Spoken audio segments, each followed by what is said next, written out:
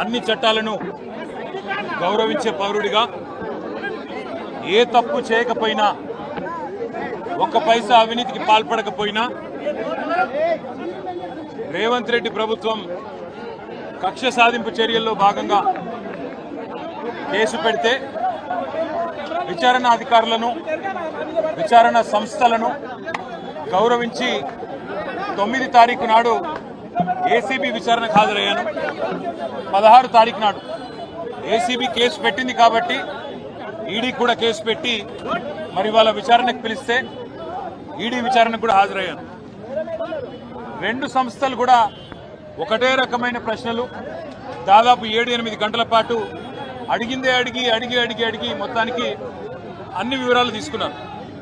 2 సంస్థలకు నేను చెప్పింది ఏమంటే, మీరు ఎన్నిసార్లు పిలిచినా వస్తా, మీరు ఎన్ని ప్రశ్నలు అడిగినా సమాధానం చెప్తా, సంతృప్తికరంగా చెప్తా, పూర్తిగా విచారణకు సహకరిస్తాను. భారత రాజ్యాంగాన్ని, న్యాయ వ్యవస్థను, కోర్టులను గౌరవించే బిడ్డగా తప్పకుండా నా నిజాయితీని ప్రూవ్ చేసుకుంటాను, ఇన్వెస్టిగేషన్కు పూర్తిగా సహకరిస్తాను అనే మాట వారికి చెప్పడం జరిగింది. అయితే నాకు ఎక్కడ ఇబ్బంది అనిపిస్తున్నది అంటే, ఇంతమంది నాయకులు, ఇంతమంది పోలీసులు, ఇన్ని విచారణ సంస్థలు, ఇవాళ ఉదయం పేపర్లో కూడా చూసిన ఈ విచారణకి దాదాపుగా 5 నుంచి 10 కోట్ల రూపాయలు ఖర్చు అవుతుంది అని ఇవాళ ఉదయమే పేపర్లో చూసిన. అందుకే ముఖ్యమంత్రి రేవంత్ రెడ్డికి నేను ఒక మాట చెప్పదలుచుకున్నాను. రేవంత్ రెడ్డి గారు, మీరు మీ కక్ష సాధింపు చర్యల్లో భాగంగా మీ మీద ఏసీబీ కేసు ఉన్నది కాబట్టి నా మీద ఏసీబీ కేసు బనాయించినావు, నీ మీద ఈడీ కేసు అయింది కాబట్టి నా మీద ఈడీ కేసు పెట్టినావు. ఏమి ఇబ్బంది లేదు, నువ్వంటే దొరికినోనివి, నేనంటే నిజాయితీ పరుణ్ణి, ధైర్యం ఉన్నాను కాబట్టి ఎదుర్కొంటా.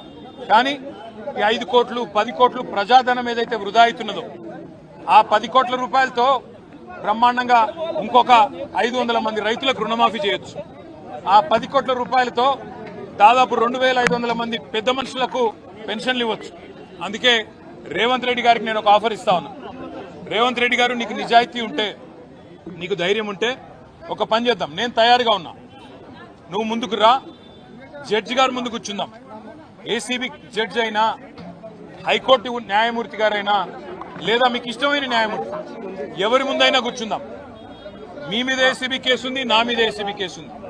నీ మీద ఈడీ ఛార్జ్ షీట్ చేసింది, నా మీద ఈడీ విచారణ జరుగుతున్నది. మీరు మొత్తం ఈ టీవీలు అన్నీ ఉన్నాయి కదా, మొత్తం మీడియా ఉంది కదా, లైవ్ టీవీ పెట్టండి. నేను రేవంత్ రెడ్డి గారు ఇద్దరం కూర్చుంటాం న్యాయమూర్తి ముంగట. మీరు ఏ ప్రశ్నను అడగండి కేసుకు సంబంధించి, ఆయన కేసు నా కేసు. ఇద్దరికి లై డిటెక్టర్ పరీక్ష పెట్టండి, ఇద్దరికి కూడా లై డిటెక్టర్ పరీక్ష పెట్టండి.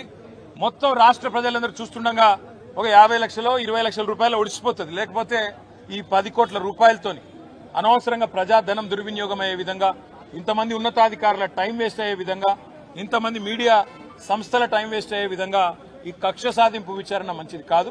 నేను రెడీగా ఉన్న రేవంత్ రెడ్డి, నీకు ధైర్యం ఉంటే ముందుకు రా. నీ జూబ్లీహిల్స్ ప్యాలెస్ లో అయినా సరే, లేదా న్యాయమూర్తి ఇంట్లో అయినా సరే, ఏసీబీ న్యాయమూర్తి ఇంట్లో అయినా సరే, కోర్టులో అయినా సరే, లేదా ఈడీ ఆఫీస్లో అయినా సరే, ఎక్కడైనా నేను లై డిటెక్టర్ పరీక్షకు సిద్ధం. నువ్వు కూడా రా, ఇద్దరం కూర్చుందాం. దొంగెవరో, ఎవరేందో, ఎవరి నిజాయితీ ఏందో రాష్ట్రం మొత్తం చూస్తుంది. నీకు ధైర్యం ఉంటే వెంటనే నిర్ణయం తీసుకో. డేట్ నువ్వే చెప్పు, టైం నువ్వే చెప్పు, ప్లేస్ నువ్వే చెప్పు, నేను వస్తా. నిజాయితీగా నా చేయిస్తా. నువ్వు లై డిటెక్టర్ పరీక్ష పెట్టి నువ్వు కూడా పెట్టుకొని కూర్చో. ఎవరు ఏందో రాష్ట్ర ప్రజలకు తేలుతుంది. సరే, ఈ కేసు విషయానికి వస్తే విచారణ జరుగుతూ ఉంది. ఇప్పుడే నేను చెప్పాను, విచారణకు ఇంకా ఎన్నిసార్లు రమ్మన్నా వస్తా, ఎన్ని ప్రశ్నలు అడిగినా సమాధానం చెప్తా, ఎన్ని రకాల పరీక్షలు పెట్టినా భరిస్తా. ఎందుకంటే నిజం, నిజాయితీ అల్టిమేట్ గా గెలుస్తుంది, న్యాయం ధర్మం గెలుస్తుంది. హైకోర్టులు ఉన్నాయి, సుప్రీంకోర్టులు ఉన్నాయి, లోకల్ కోర్ట్స్ ఉన్నాయి. న్యాయమూర్తుల మీద విశ్వాసం మాకుంది. ముమ్మాటికి ఈ రోజు కాకపోతే ఇంకో 4 రోజులకు వాస్తవాలు ప్రజలకు తెలుస్తాయి. తప్పకుండా న్యాయం గెలుస్తుందనే విశ్వాసం నాకుంది. మాకు ఇవాళ ఇక్కడ ఇంతమంది వచ్చి సహకరించిన మా మిత్రులు, మా పార్టీ నాయకులు, మా కార్యకర్తలు, మా మీడియా మిత్రులు అందరికి హృదయపూర్వకంగా ధన్యవాదాలు. మనం తప్పు చేయలేదు, తప్పు చేయబోము. ఎట్టి పరిస్థితుల్లో ఇంత అరపైసా అవినీతి కూడా జరగలేదు. అదే మాట 8 గంటలు వాళ్ళు అడిగినా, అదే మాట చెప్పినా, తప్పు చేసింటే రుజువు చేయండి, ఏ శిక్ష వేసినా సిద్ధమని చెప్పి కూడా వారికి చెప్పిన. Please subscribe dot news.